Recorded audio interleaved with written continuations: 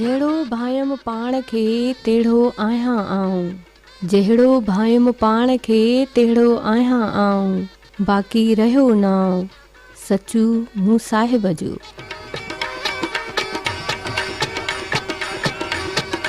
अस्सलाम वालेकुम सामीन, प्रोग्राम आहे सचल सारो सच। प्रोग्राम सचल सारो सच साण करे हाज़िर आहियां प्रोग्राम जी मेज़बान ऐं पेशकार अफ़साना चन्ना। जॾहिं त आङुरुनि जे चुरपुर सां ऐं हवाउनि जे आधार ही प्रोग्राम अव्हां जे समातुनि जे हवाले करे रहियो आहे अब्दुल मजीद कटोहर।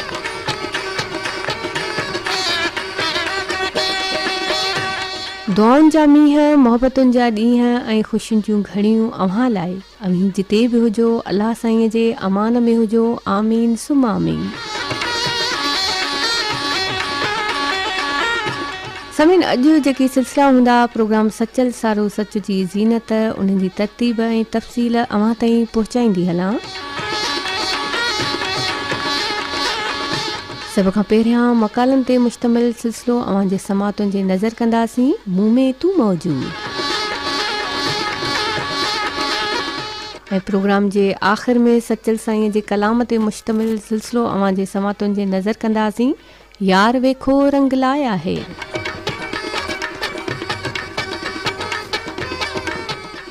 समीन हर इंसान में को न को फ़लसफ़ो हूंदो आहे ऐं इन्हीअ फ़लसफ़े जे इज़हार लाइ कॾहिं शाइरी त कॾहिं नसर जो हू सहारो वठंदो आहे।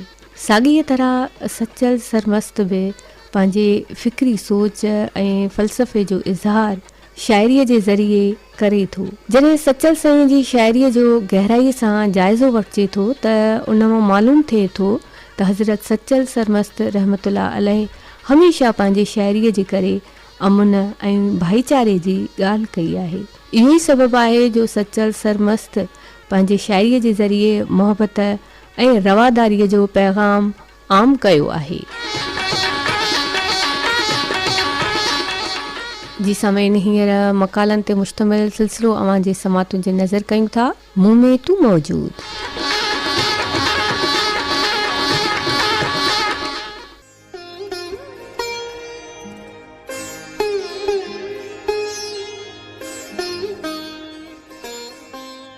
सिलसिले मूं में तूं मौजूद सां गॾु अव्हां जी रुख़साना मीराणी हाज़िर आहियां मलक नदीम जे लिखियल मकाले सां गॾु उर्दू ऐं सचल।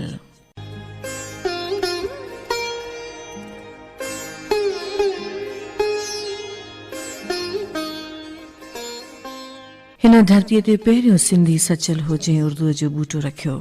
सचल सरमस्त जे दौर जे उर्दूअ में सचल जो उर्दू शेर आहे, नाहक मुसाफिरों से नैना ने की लड़ाई, नाहक मुसाफिरों से नैना ने की लड़ाई, हमने गवा उस पर सारा शहर किया है, इतनी ये है न्याज़ी साजन न कर सचल से, उसकी गली में तुमने एक दिन गुजर किया है। सचल सरमस्त खां वठी हिन वक़्त ताईं उर्दूअ में शाइरी करण लाइ मुख़्तलिफ़ रहिया आहिनि। उर्दूअ में शाइरी करण बाबति हिकु रायो इहो बि आहे त दुनिया जा वतन, अवाम ऐं इंसान दोस्त शाइर ऐं अदीब दानिश्वर पंहिंजो पैगाम पखेड़ण लाइ लिखण पढ़ण ऐं सम्झण वारी कंहिं बि ॿोलीअ में इज़हार करण एब न सम्झंदा आहिनि। हूअं बि दुनिया जूं सभई ॿोलियूं हिक ॿिए खे सम्झण सम्झाइण ऐं हिक ॿिए सां ओरण जो ज़रियो आहिनि। इन करे सॼी दुनिया जूं ज़बानूं सॼी दुनिया जे अवाम जूं मिल्कियतूं बि आहिनि त अमानतूं बि आहिनि। इन्हनि समूरियुनि ॿोलियुनि जो तहफ़ुज़ ऐं तरक़ी समूरी ख़ल्क़ जी ज़िमेवारी आहे। इन ज़िमेवारीअ ऐं ॿोलियुनि सां प्यार करण जे हवाले सां सिंधी आलम अदीब शाइर ऐं दानिश्वर सभ खां अॻिरा रहिया आहिनि। हज़रत सचल सरमस्त खां वठी हिन वक़्त ताईं असांजे आलमनि अदीबनि शाइरनि दानिश्वरनि इहो इंसानी फ़र्ज़ु निभायो आहे। तेरे हिजर में प्यारा रोता हूँ ज़ारो ज़ार, तेरे वादे मुझे कौन जाना अब मुंतज़िर किया है। कलोड़नि ऐं टालपुरनि जे दौर में फ़ारसी, सराइकी, दफ़्तरी ऐं दरबारनि जी ज़बान हुई। उर्दू टालपुरनि जे दोस्तनि ऐं दिलबरनि जी ॿोली हुई। तॾहिं सचल खे उर्दूअ में चवणो पियो सचल मुझे कौन दिलबर अपना आप दीदार दिखावेगा, सचल मुझे कौन दिलबर आप अपना दीदार दिखावेगा, जब तब अव्वल आखिर साजन पाऊं तेरे दर पावेगा। अंग्रेज़ी मुतारिफ़ करण ऐं मक़बूल बनाइण लाइ उर्दूअ जो सहारो वरितो वियो। अंग्रेज़ीअ खे ख़ासि दर्जो ॾियण लाइ उर्दूअ खे आम कयो वियो। अंग्रेज़नि खां पोइ उर्दू असांजी क़ौमी ॿोली थी, जॾहिं त पाकिस्तान जे अवाम जूं ज़बानूं सिंधी, पंजाबी, पश्तो ऐं बलोची आहिनि। कंहिं बि ॿोलीअ जे शाइरनि, अदीबनि ऐं ॻाइणनि जे जंहिं बि देश में, जंहिं बि दौर में हुकुमराननि तरफ़ां इज़त अफ़ज़ाई थींदी आहे त उते मशहूर बि थींदा, त मारूफ़ बि थींदा। मीरनि जी महफ़िलुनि में टालपुर दौर जी दरबार में सिंधीअ खां सिराइकीअ ताईं, फ़ारसीअ खां उर्दू ताईं हुकुमराननि जे ज़ौक़ ऐं शौक़, सोच ऐं ख़्याल जा अदीब, शाइर, गवैया ऐं फ़नकार पंहिंजा जोहर ऐं गुहर ॾेखारींदा रहंदा हुआ ऐं सिंध जे ख़ज़ाने मां इनाम इकराम हासिल कंदा रहंदा हुआ। ईअं मीरनि जी दरबार सिंधीअ खां वधीक सिराइकी फ़ारसी ऐं उर्दूअ जी अदीब, शाइरनि, फ़नकारनि सां भरिजी पई हूंदी हुई। सिंधी लोक गीतनि, सिंधी मुहावरनि, पहाकनि ऐं सिंधी समाज में कहाणियुनि ज़रिए सिंध में मक़बूल बनाइण वारनि शाइरनि, अदीबनि ऐं फ़नकारनि कॾहिं बि भरपूर ऐं हक़ीक़त पसंदाना तबसरो ऐं तज़किरो न कयो आहे। प्रोफेसर अता मोहम्मद हामी सचल नेशनल सेमिनार मार्च 1982 ईस्वीअ में छपियल पंहिंजे मक़ाले सचल जे उर्दू शाइरीअ में लिखे थो त उर्दूअ में सचल साईं जूं अटकल 50 ग़ज़ल नुमा काफ़ियूं आहिनि, जंहिंजे अक्सरियत ग़ज़ल जे आम बहरनि ऐं वज़ननि ते पूरी बीहे थी। सिंध जे आलिमनि ऐं हुकुमराननि जा हिंद जे दखनी आलिमनि ऐं हुकुमराननि सां मुंड खां वठी इहे वाक़ियात हुआ।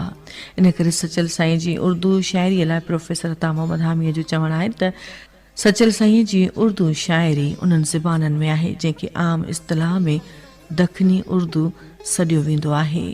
दखन जे उर्दू ऐं सिंध जी उर्दूअ जो मुंड खां वठी सचल साईं जे ज़माने ताईं पाण में अहिड़ो लाॻापो रहियो आहे जो ॿिन्ही ज़बाननि में फ़र्क़ु महसूसु नथो करे सघिजे।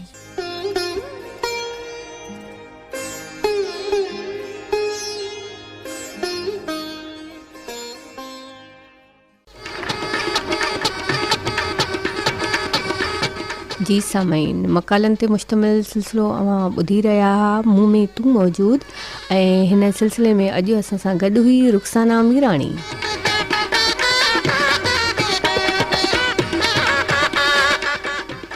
सामाइन, सचल सरमस्त जी शाइरीअ मां आलमगीरियत जो अंसर नुमाया नज़र अचे थो।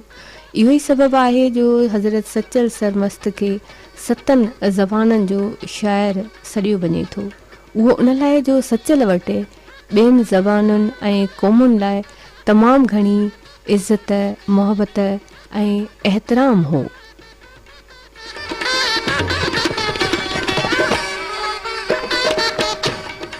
अमी प्रोग्राम ॿुधी रहिया हो सचल सारो सचो रेडियो पाकिस्तान ख़ैरपुर जे स्टूडियो नंबर 1 मां पंहिंजी मेज़बान अफ़साना चन्ना सां गॾु।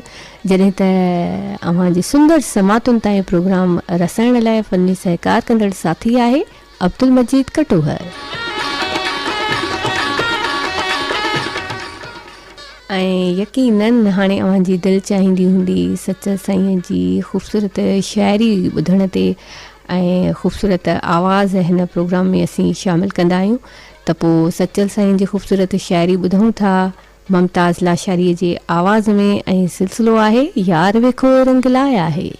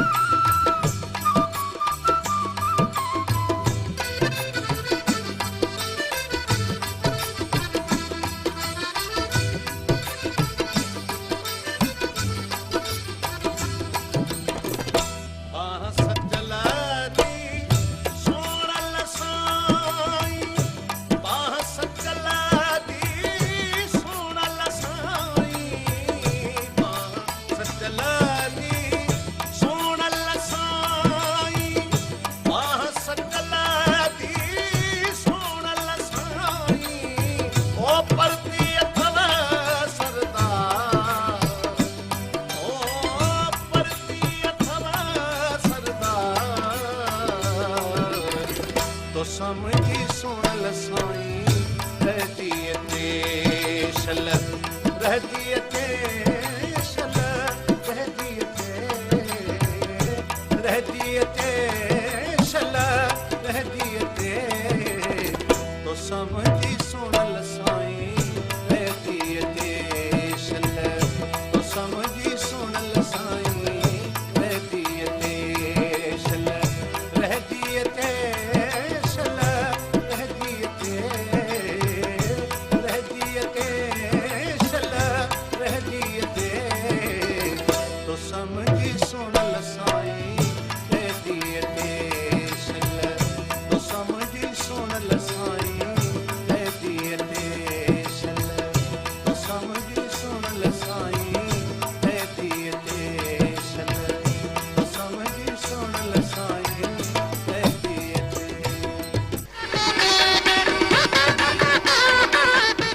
जी सामीन सचल साईं जी ख़ूबसूरत शाइरी ॿुधी रहिया हुआसीं मुमताज़ लाशारीअ जी आवाज़ में ऐं सिलसिलो हो यार वेखो रंग लाया आहे।